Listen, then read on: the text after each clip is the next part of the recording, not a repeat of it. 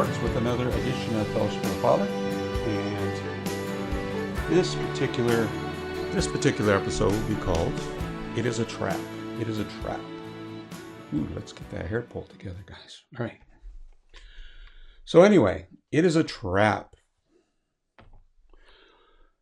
So I had some interesting conversations this weekend, so I thought I'd share them with you. I'm going to go ahead and share it under the heading of "It is a Trap." So we, this last week, went to the Steelers game, and that was the Steelers versus the Chargers, and we went to the Chargers Stadium in LA, and it was at least 80% to 20% of the people in the stadium. 80% were Steelers fans, so the out-of-towners were surrounding the in-towners, which was probably one of the most bizarre things I've ever seen in my life. So,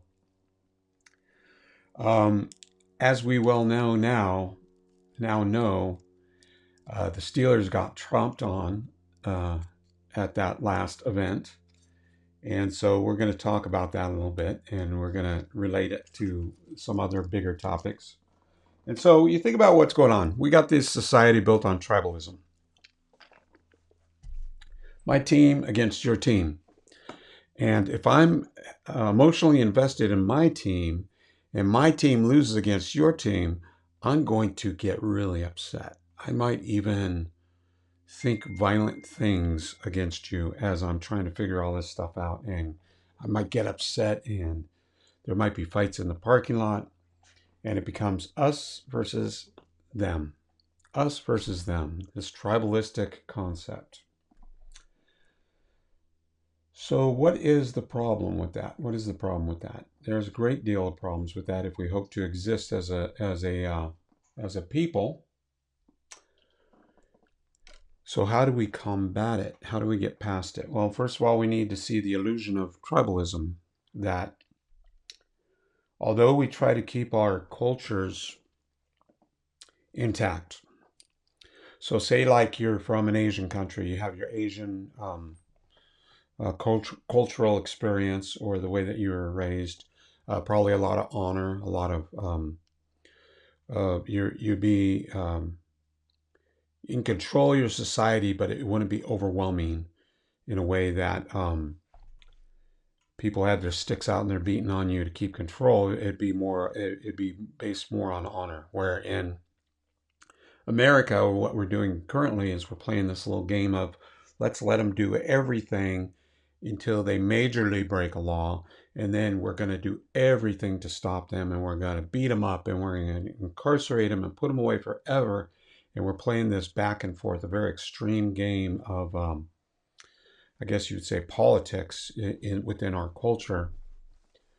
And so this all is leading to nothing terribly good in America. So again, we had this game. We surrounded the other team, and it seemed like we were going to win because, all your fans are screaming for you. So why wouldn't you win? And the Steelers just seem like they're asleep at the wheel, and they got their rear ends handed to them. And so then the next thing that happens is some of the Steeler fans start walking down the staircase trying to get to their cars. They're realizing there's just no way to win this game.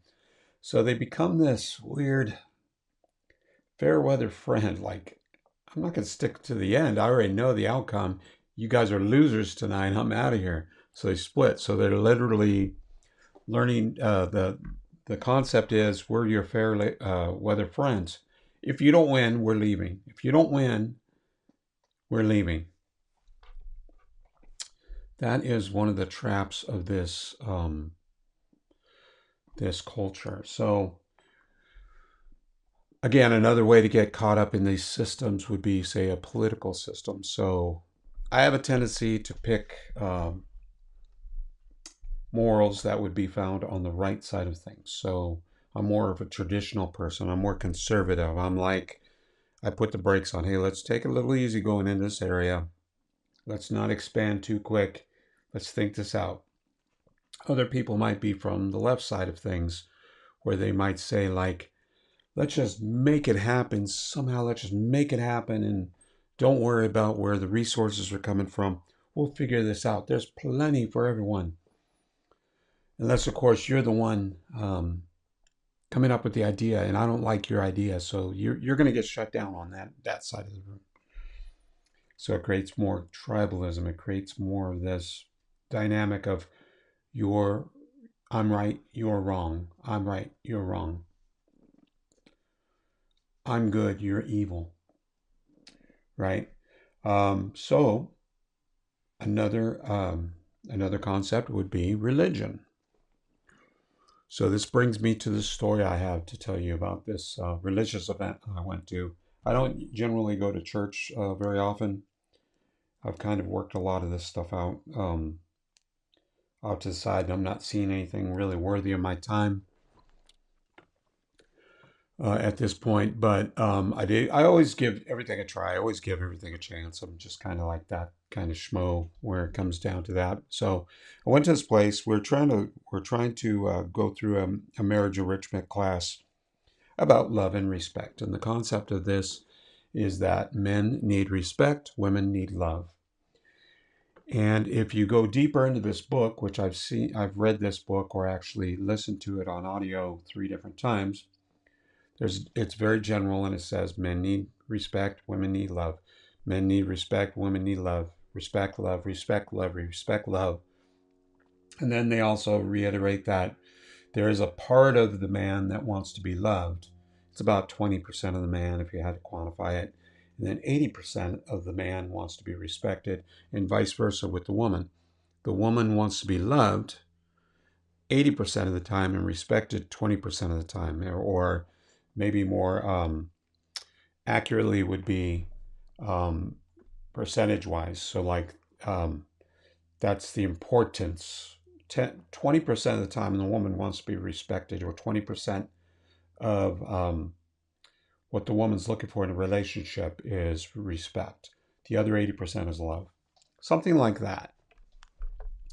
So I'm talking to who I consider to be a minister. I know he's running a ministry of some sort. And he starts out the gate when we met. It's like, what do you do? What do you do? Well, I do X, Y, and Z for a living. Okay. Well, I do this. And I've been doing that. And this is how our faith is expressed through the things that we do. We do X, Y, Z. That's not what he said. What I'm saying is, in general, that was the vibe. My works. I do my works. I do the works. I do the works. I do the works. And I'm not sure what the point of it all was, but after a little while, I began to like, okay, I get it. You do a lot of work. I get it. And I don't know if he's trying to say, in our church, we're saved by our works, or if he's just trying to make the statement for himself. I do a lot of work. I do a lot of work. I do work. I do work. Therefore, I'm going to heaven. I haven't the clue what he was trying to convey. I've been around religious people for a very long time, and I know that there's many different mechanisms and different psychological things going on under the hood. But let's just say that was the red flags that I was picking up, is that it was very important that he was speaking at me, that he was not leaving room for this individual while he was being his own individual. So he's saying, what I do is very important. What do you do for a living? I do X. Well, yeah, okay. So anyway, back to me, this, that, the other. So I don't know if he's trying to glorify Jesus, glorify the church, or glorify himself. I really don't know what his intentions were. I just know that the red flags were all over the place. And this is this psychological thing that's going on in the human species, is where we do this. We get trapped, I guess, in a sense, in our own heads about what needs to be done, how it needs to be done. Our team, my choices are the right choices, and I'm going to convince you of my choices. Because if my choices aren't right, I don't want to know that. I just want you to agree with me. I want you to agree with me. So as we are talking, I wanted to convey in this class, love and respect. I wanted to convey the concept that there are male energies and there's female energies, much like the book says, and X, Y, and Z. And I started going into the yin yang energies, Asian philosophies. I go, well, you see, in the yin and the yang, there's male and female. And he goes, hey, stop. And he didn't say stop, but he put his Bible up real quick. He goes, I follow the Bible. I follow the Bible. And I looked, I go, oh, wow. Okay. And it was very clear. No more information. No information. No more new input. I made my decision. And so I thought to myself, I remember being in that spot in 1996. I was told there was one church, there's one philosophy. And by the way, your job is to sell that philosophy to everyone else. We are the one true church.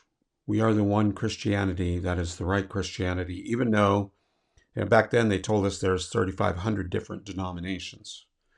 And when you do a search on it now, they're saying 48,000 denominations of Christianity. It's been divided up 48,000 times. If you want to say a conservative number, only 3,500 times. So what are the chances of us being right in our particular sect of Christianity, in our particular denomination? So that's why this episode is called It's a Trap. As you're trying to be humble, as you're trying to submit to the Lord and become nothing so you become everything to the Lord, you are doubling down on one single lane. You're saying, this is it. I have figured it out. I've arrived. I'm in this arrival zone. Wisdom isn't as important to seek out anymore because I've already found all the wisdom. I'm in the zone. I radiate wisdom. I radiate religiosity, which is spirituality, of course. But I mean, and everyone knows that. Everyone knows that. It's a relationship. It's not a religion. And yet, you walk in the room and there's just this corporate feel of your particular religion. So why is that? Why is that going on? Why can you go into a store and you went from going to Spencer's where they have all this nasty stuff all over the place and you could buy all this gimmicky stuff, when then you could go right over to a religious store and you could buy all that gimmicky stuff. You could buy rings, you could buy books, you could buy clothing, you could buy this, you could merchandise, capitalism. It's all the same animal over and over again. Either you're in the world or you're out of the world. And if you're out of the world, you buy the out of the world stuff, material stuff. It's all a trap. And that's probably why in the Star Wars film, that fish head looks into the camera and says, it's a trap, right? You know, they give you little clues here and there, right? I think it's an impressive setup. It's really amazing how the Bible is written in a way that it can not only capture your imagination, it could also make you seek wisdom, but it could also, the same Bible, which is double-edged according to itself, the same Bible can help to seal your fate to never learn again, that you'll decide, I've figured it out. And so I guess it was kind of ironic to me that he said that this book is the only book I read. This is the only book I take instruction from.